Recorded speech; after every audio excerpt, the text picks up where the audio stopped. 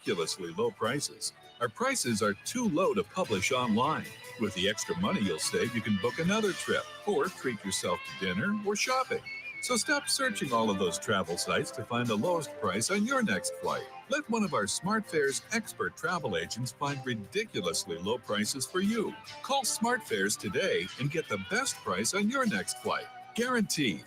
Also, save up to 50% off business and first class tickets. 855-325-1820. 855-325-1820. That's 855-325-1820. Have you ever met a single person in your life that enjoys paying taxes? No one does. If you can't sleep at night because you have a huge problem with the IRS, I've got some free advice for you. This service is strictly limited to individuals that owe the IRS $10,000 or more in back taxes. And if you qualify, we can guarantee that you won't be writing a big fat check to the IRS, or our services cost you nothing. The first 100 people that call today will get a free tax consultation worth $500. Stop worrying about your IRS problem. We can help you, we promise. Call the tax doctor right now. I mean right now, to learn more. 800-240-4587. 800-240-4587. 800-240-4587. That's 800-240-4587. Why have thousands of aspiring authors teamed up with Christian Faith Publishing to publish their book? Because Christian Faith Publishing is an author-friendly publisher who understands that your labor is more than just a book. We provide authors freedom and flexibility throughout the publishing process, professional book editing, award-winning design, and some of the highest royalty structures in the publishing industry. And as always, you will retain 100% of the rights to your book. I was looking to find a company that I could trust, one that assisted in the editing process completely. The most important qualities that I was looking for was a publisher who was honest and upfront, no hidden costs or fees, and owning the rights to my own work. Christian Faith Publishing will publish, market, and sell your books in all major bookstores, online booksellers, as well as specialty Christian bookstores. Call for your free author submission kit. 800-978-4812. 800-978-4812. 800-978-4812. That's 800-978-4812. Here's important new information from the Diabetes Solution Center for you, a family member, or a loved one suffering with diabetes. If you have lost your provider, or if you need a provider for diabetic supplies, you may qualify to receive your diabetic testing supplies now with little or no out-of-pocket cost, regardless of your age. All you need is Medicare or private insurance to be potentially eligible. Call the Diabetes Solution Center right now for details. Just takes a couple of minutes.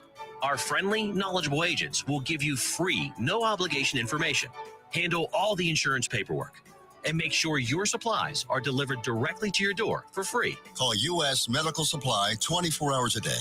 800-597-9323. 800-597-9323. 800-597-9323. Call right now. 800-597-9323. You're listening to Joco Community Radio. Hey, I'm on vacation every single day because I love my occupation. Hey, I'm on vacation. If you don't like your life, then you should go and change it. Hey, I'm on vacation every single day because I love my occupation. Hey, I'm on vacation every single day, every single day.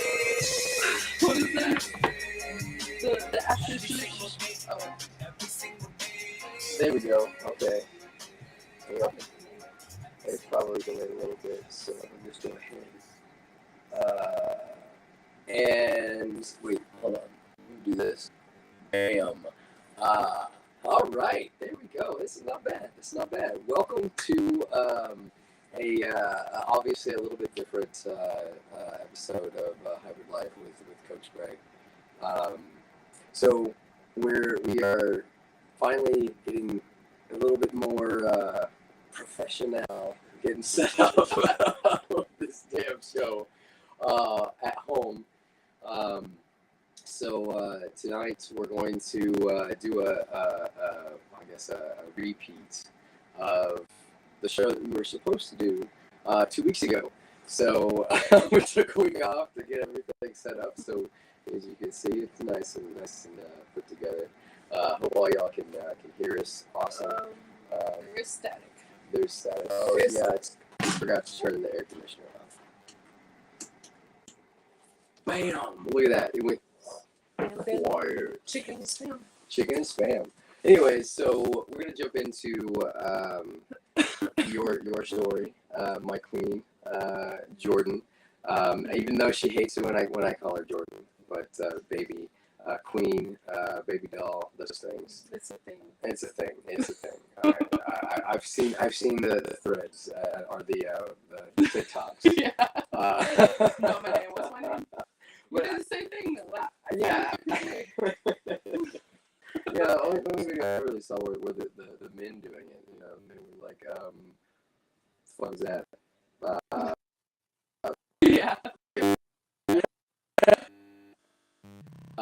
So I guess my lovely life partner, Queen, you want to say, but she's mine. She's going to share her story. So where would you like to start? Is like let's dive right in. Okay, so the point was how I've overcome. 1 second, please. Alright, really? Hey. Really? Alright. Check your mic audio. It's like digitized. Digitized? Yeah, like check your plug-in for Okay. mic into the phone. Bam. That's all good. Let me check the other connection. Is it still kind of weird? Yeah. Check it out. So what? How does that sound? Is that better?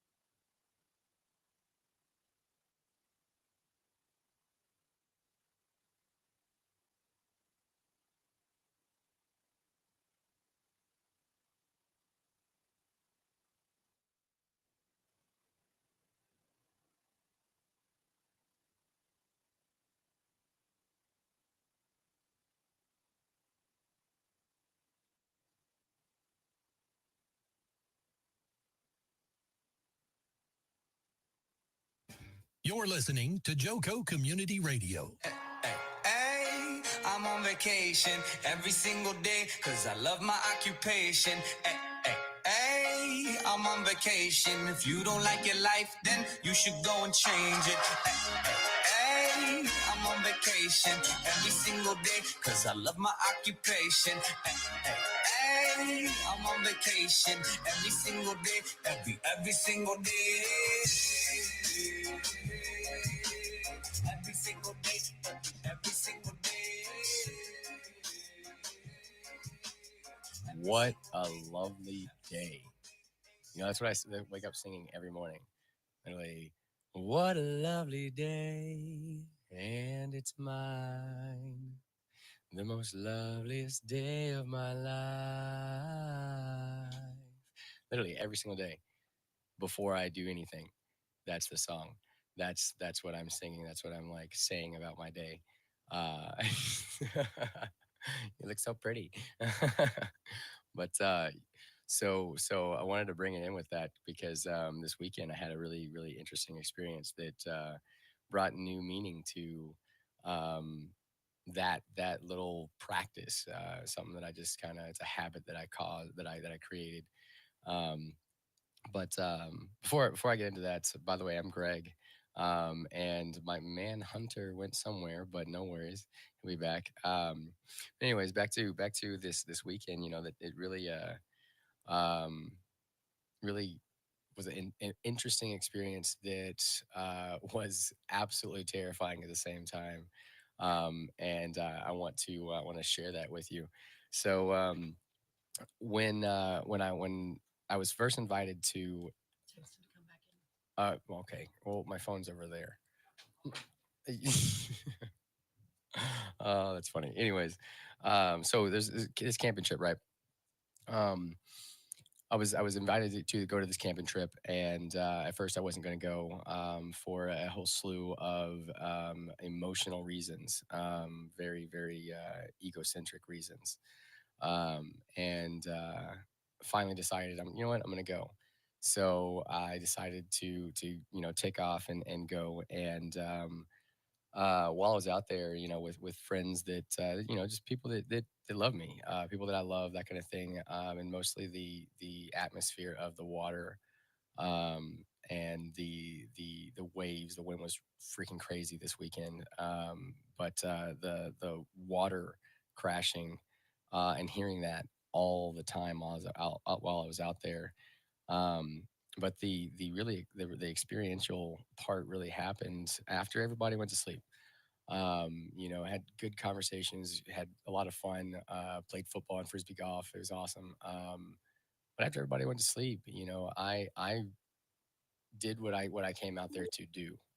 And hey, Hunter's back. But I went out there to do some soul search and do some releasing, do some experiencing of me, and boy did I. So as everybody went to sleep, I decided I was going to do some yoga. I had gotten really into a yoga routine that I had been doing, and I decided to go into this yoga routine and um, just let my body do whatever it wanted to do. So I started moving and holding in positions that I didn't really know I was going to do, or know what I was doing. I just went with what my body was wanting to do. And as I was doing this, just kind of closing my eyes and letting my imagination soar, not really paying attention to what my body was doing. And I look up, and I've been doing that for like 45 minutes, an hour, sweaty and that kind of thing. Then I went into just meditation. Hey, there you are, Hunter. What's up? By the way, Hunter, how are you? By the way, today I haven't heard your voice yet. I am free. all the different voices of Hunter right there, all mixed in one, folks. So I guess a part of the this story that's probably important is the existence of the psilocybin. That's a pretty important part of this story. So that's one that starts getting really interesting. But as I went into meditation and started to literally feel like I was splitting from me, like I was like a different person, living a whole different life, but it was my memories. It was such a surreal experience. So surreal that I decided to screw the meditation. I'm gonna go to bed. I'm out. I'm gonna go to bed. So as I try to lay there and go to bed, this is still happening. This kind of like separation, but it's still my memories that are literally changing as I'm remembering them, and changing to horrible, like a horrible memory, a horrible thing. So like changing to me, like memories of me doing certain things, and those memories changing to me smoking meth, or doing something to smoke meth or something. It was just so intense, and I'm sitting here like thinking, okay, is this real, or what is going on? Why am I why is this what's coming up? So I ended up calling a friend, and like 2 in the morning. So I ended up calling this friend, and just to ground myself, I asked some really strange questions, and really didn't make very much sense. But all I needed really was another person's voice, to ground myself in this experience that I was having, because it felt like everything in me was dying. um and this scenario of this kind of like memories changing into, no, it was actually meth, it was actually meth, it was actually meth. Then it was, wait, right now is a figment of your imagination while you're laying in a hospital bed dying. And I literally heard the echocardiogram, boop, boop, boop, and heard it getting slower and slower, and literally like I felt myself, like I felt like I was dying. I felt like I was about to die. And I remember thinking, wait, I don't want to die. And it was just very simple like that. It wasn't like a, oh my god, oh my god. It was more like, but I don't want to die. Like I don't want that. And then I started questioning, but why don't I want that? Because I started playing with this alternate reality after having this grounding of, talking to a friend. But I started playing this alternate reality of, like, I'm a figment of my imagination as I'm laying in this hospital bed actually dying, and me on this camping trip is just me imagining this right now. Really sifting through why I don't want to die. And like even after that, I've still been thinking about it and still been kind of sifting through it, and that reason above everything that comes to mind initially, the foundation of it is love. Like, I don't want to die because I want to love. I want to continue experiencing this love that I've experienced. That's worth it. That's worth living continuously, because of the love that's here on in this plane of existence. And so, as I like hear this echocardiogram beep, beep, beep, literally it was like beep, beep, beep, beep, like super like dramatic and slow motion, very cinematic kind of thing. And I died. Like the illusion of the illusion of the illusion that I was actually in a imaginative aspect at this camping trip. Like that Greg that was in the hospital died. And after I went actually finally went to sleep after this happened. I went to sleep. And I went to sleep very very like softly. I just slipped into sleep, and I was like, whoa, this is crazy. But I woke up thinking, what the fuck? So I started digging into this, and again, still processing what was going on. So I started writing all this down, and then reading it again, and then writing more after I read that, and then reading back on that, and going back and forth, and starting to see that so the way that I see like methamphetamines is like there is no good in it. Like, if there could be a Satan, I would say that is it. I've never seen anything positive of the substance or anything about it, you know. So for me, it's very deep to me. And also, I have realized that the connection to smoking meth was the connection to my addiction to needing reciprocal love, to sharing this love and desperately needing those that I share it with to reciprocate it or accept it or understand it. So like much like methamphetamines, how it can change you, and it will inevitably, and you end up doing things that you would have never ever done. Same thing with that. Like I saw the connection to that, and I saw all of these memories as they really are, and all of these times in my life, and feeling this hurt and feeling this pain and feeling this and doing these things and acting in these ways that were for someone else to see me in a different way, so they could reciprocate my love, so that they could love me for the way that I love them. Because I was like addicted to it. I needed that person, whoever it was, like even like a little like a acquaintance, like meeting on the street kind of thing. um how that's how deeply it was, and I felt like that right there was that version of me laying on this hospital bed dying, and like I died. That addiction died to needing reciprocal love, because that's tied into the root of what people think of me, of like what the general consensus of what Greg is, and how people view me.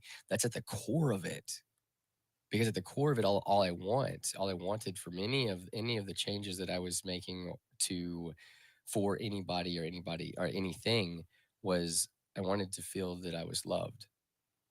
So then this weekend really just like shattered. I mean, it died. It died, and I'm still processing it, and still like I'm having these crazy, like intense emotional sensations of that death, because it's like, wait, that's an operating system that I've been used to for a long time. What do I do now? How do I operate now? What's the basis that I run back to now? What the fuck, that's kind of thing. And then there's this whole like new self emerging as well, that knows exactly what the fuck to do, flows. Greg, I gotta ask, what is the beauty of doing things for others? As one of the most important things that you got out of that trip was this sense that you were loving for the sake of wanting to receive love, and feeling like that be like such a need. It was like an addiction. Yeah. And that was the analogy to meth. But I want to know where you find beauty in how we are in relation to others. I feel like, go ahead. You were gonna say something else. Okay. That was always So for me, the beauty that I find in the relation with others, is the oneness, that we all come from the same place. We're all cut from the same cloth. However, seeing life through different perspectives. That's where I find the beauty, is constantly seeing, like being able to understand a different perspective, or share a perspective, share like an energy. Um, I mean, I know that there's been times you and I have been on the phone that we haven't said a word, but we understand exactly what we're talking about. What we're feeling at the same time. So that right there, again, that connectivity to the oneness that we all are, that's the beauty that I find in loving like that, and loving unconditionally, and being open with another. However, the disconnection of that with like being addicted to the coming back of the love, it creates almost like a vacuum that is unsatisfiable, because trying to create these versions of me in every form, way, shape, and structure to catch the love that I think is being thrown out, when really when I see who I am, and I fall back into that flow of, same thing I was talking about, when we can be on the phone and not say a word and still know exactly what we mean. When I fall back into that, I see the open channel of love that's being given and received. Um, it's something that can't be turned off from me or another person. It's something that actually is always flowing. It's just whether the individuals involved are conscious of it or not, or choose to be conscious of it or not. And that's the simple fact. It's not a good or bad thing. It's not you're a good person or a bad person, or you're on this level or not. It's simply like, are you aware or are you not? And this whole weekend has helped me become aware of where do I want to be? Do I want to be in a state of constant trying to match everybody else's energies, everybody else's like points of perspective, or do I want to be like solidly and restfully in my own perspective, and allowing it to ever change as I change? Does that make sense? In more than just where you want to be or the state, in terms of who you want to be, that's a question that we talked about, was, are you becoming your best self or somebody else? Exactly. And I want to know how that question hits you. I feel that question, when you first asked it to me, it hit me hard because I mean, it's like, where's the line? Your best self or someone else? Because I feel like, I mean, 2 weeks ago I was someone else. Tomorrow I'll be someone else. Like, you'll still call me Greg, and I'll still call myself Greg, but I'm a different version of Greg. So essentially, I'm someone else. I actually want to like get in. Whenever anybody asks a question like that, it can be easy to be like, "Well, it's deep as hell, man." Right. Like, no.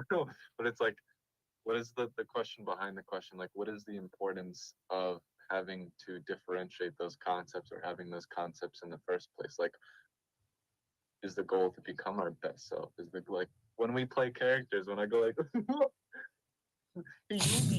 like, is that a bad thing? Wait, what was Or that? we simply just like, when we play a different character, and we just, like, even in a moment for a joke, when we do a different voice, are we being somebody else? Like, what is the importance of even asking that question in the first place? Because I feel like that's a struggle a lot of people have, is like, who am I supposed to be? Am I supposed to continue to grow? What does that mean? If I grow, am I like trying to be somebody else? So I think it's very important, like, to think about, what does that even mean to you in your own life? I feel like being someone else and being my best self are the same thing, because of the fact that I'm ever evolving, the fact that it's impossible for my body to stay the exact same. It's impossible for my mind to stay the exact same. So I feel like the importance of actually, I don't really feel like there is an importance of differentiating um, between best self and someone else, because when I look at, like, when I look at you, there's so many things that I've taken from you, things that are just mannerisms that are innately a part of Hunter, that I've learned from, and I've taken and I've assimilated them as part of me. So that's being essentially taking from someone else, or trying to be someone else. But however, I'm seeing something of value, a mirror image of me, something that I know I can be. Like, oh, I like how that works for him, or I like how that feels as I see you talk about it, or whatever, like that. So I'm going to use that, or a change of perspective or that kind of thing. I mean, hell, you and I do that back and forth all the time, like perspective changes and that kind of thing. And then you have the daily practices of being your best self. It's goes one and the same. It's hand in hand, because those daily practices help me assimilate those things that I got from you, those things that I picked up from, other impactful leaders in my life. It helps me, understand who I am, and how to even be my best self. What my best self even looks like for me. Because if you don't even know what your best self looks like, then what are you shooting for? So I feel like it's a beautiful harmony between the two. You know. One of the questions that prompted that question in the first place about the difference was this thing called like strength-based coaching, where instead of constantly feeling like you've got the set of things you're naturally good at or seem to just like flow really well in, and things that you feel are difficult or you have to work on, your weaknesses in a sense, and instead of like improving your weaknesses, acknowledge them, but build up the strengths. Yeah. Because it was getting at this concept that like you are a makeup of what you naturally connect with. And that's what I was thinking about, is like, have I been avoiding looking at all the things I'm naturally good at because I took those for granted? Because we just assume like, oh, I'm already good at that. Let me work on these other things and get all my stats equal. Right. Or let me like work on these things too. But it's an interesting thought to think about, like, what if you, at least for a little bit, just let go of all those things that you felt you needed to improve that you weren't good at, and looked at all the things that you already really do well, and Right. just build those up? What would that feel like? It's a whole different perspective. It's a whole different feeling when you're focusing on those things that you're doing good. Well, like for me, I mean that has been a complete and total like night and day change from it's kind of similar to like the like, hey, I'm confessing my sin or I'm confessing my greatness. Same thing. It's like for me when I am saying, hey, I am good at this, and I am good at this, and being excited about that, and being proud of the fact that I am good at these things. um I feel like it helps me with the things that I am not so strong in, like the power up, if you will, in that aspect of the thing that I'm naturally good at, or things that I naturally love, or whatever. um Acknowledging that for myself, not just having another person acknowledge it, but acknowledging it in myself. It helps me, um work on those things even more efficiently, with less frustration and less like guilt and shame and that kind of thing. Does that make sense? Yeah, I guess the question that like really prompted me is like, should we even be working on those things that we're not good at? It was like a trippy concept to think about. Well, I mean, I feel like there has to be some kind of purposeful evolution, and maybe calling it work is really not efficient, not the greatest, because if you're I just working. want to like sidebar first. Like, I can tell we're getting deep because we've got this like frequency of monotone, and we're like, I guess so, Yeah, I know, right? I just feel like a cloudy day is upon us. At the same time, as I can see the sun. Yeah, like we just kind of just said we're gonna go deep. Like, we're talking like this. Well, I mean, it happens. Okay, so all of you that are listening, if you don't like it, I'm sorry. You can choose to like it or not. So yeah, and I'm just kind of in a monotone voice kind of mood right now. So I'm feeling it. Yeah, man, you derailed my train of thought. Well, Yeah, well, let me give you back the ticket, and you were basically talking about. Oh yeah, I was talking about work. Yes, I was talking about work. There you go. There we go. I didn't have to say anything. I see. I love that. Anyway, so anytime you label anything work, if you're struggling with it, you're toiling with it, that kind of thing. Don't work at it, flow with it. So I don't know, maybe like calling it purposeful evolution, like I said, or like purposeful upgrading, that kind of thing. I don't know how, because that even doesn't even sound right, doesn't feel right. Um,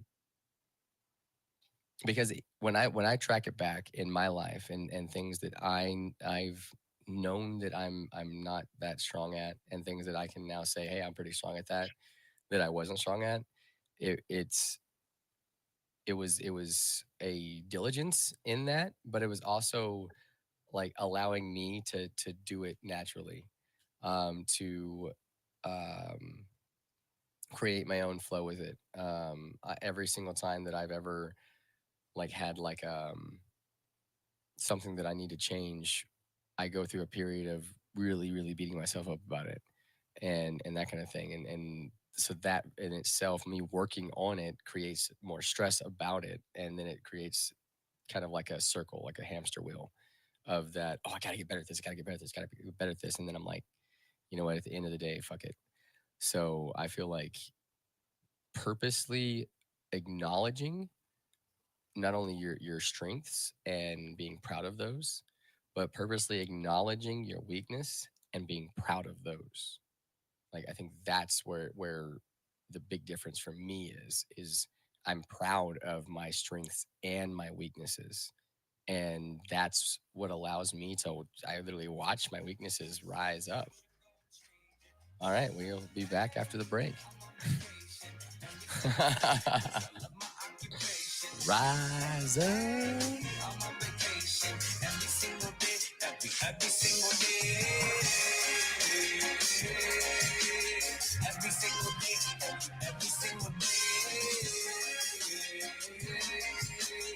Every single day.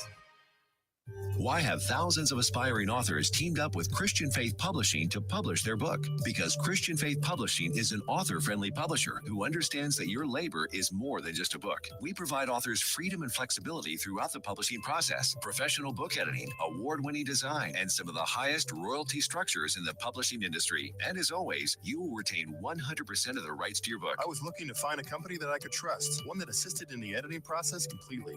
The most important qualities that I was looking for was a publisher who was honest and upfront, no hidden costs or fees, and owning the rights to my own work. Christian Faith Publishing will publish, market, and sell your books in all major bookstores, online booksellers, as well as specialty Christian bookstores. Call for your free author submission kit. 800-978-4812. 800-978-4812. 800-978-4812. That's 800-978-4812. Hey, there's something you forgot to do. It sure is hot. Are you sweating like a dog? Wait, what? Dogs don't sweat. Oh no, you forgot to get your window tinted. Whether it's the kitchen window that sits in the sun for the hottest part of the day, or you just got new wheels, call Sharp Window Tinting in Burleson. 817-615-9379, or look them up on the web, sharpwindowtint.com.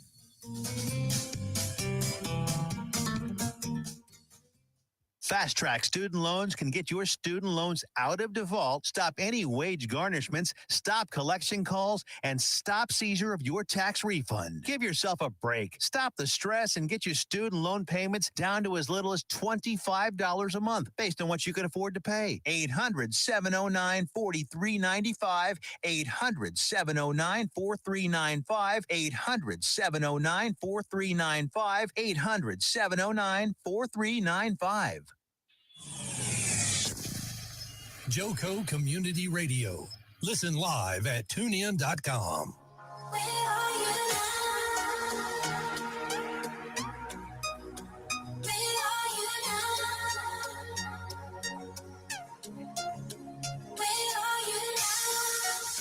Was it all in my fantasy? Where are you now? Joco Community Radio is proud to be the voice of Johnson County, Texas, and is live 365 on the TuneIn Radio Network. To listen or watch, simply go to tuneinjoco.com, choose where and how. The Joco Community Radio app is now available for free on the Android and Apple devices. Simply search your store. Check out our lineup and more on the jococommunityradio.com. This episode and more brought to you by Patriot Claims, making your insurance work for you. Reach out to your Texas sales rep, Nona Reed, at 844-839-4245. Again, that is 844-839-4245. Welcome back to the next segment of the hybrid life. Is that too? I just realized, Greg. What's that? Like your face, I could see it now. Oh, yeah. I remember you used to be very zoomed out. Like, it's like a behind the scenes shot. Absolutely, it's a behind the scenes of the radio show. Now I could like really see your face. I know. We were messing with, or Tiffany was messing with the camera before we went live. So I was like, hey, could we zoom it in a little bit? That'd be cool. Is that Eminem in the back of that computer? No, actually, man, I wish you wouldn't have asked me that, because I can't remember her name. She's actually a beautiful lady. I think. Wait, no. Anyways, she's actually a beautiful lady. She's the founder of the radio station.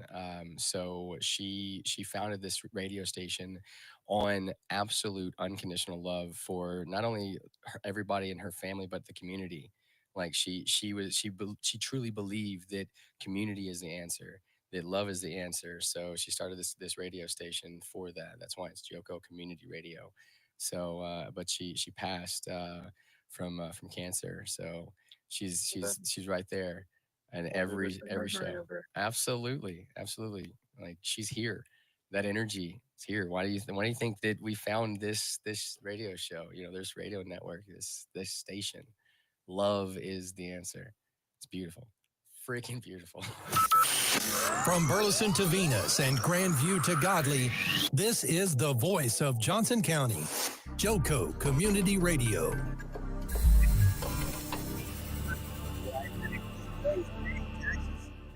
No one does. If you can't sleep at night because you have a huge problem with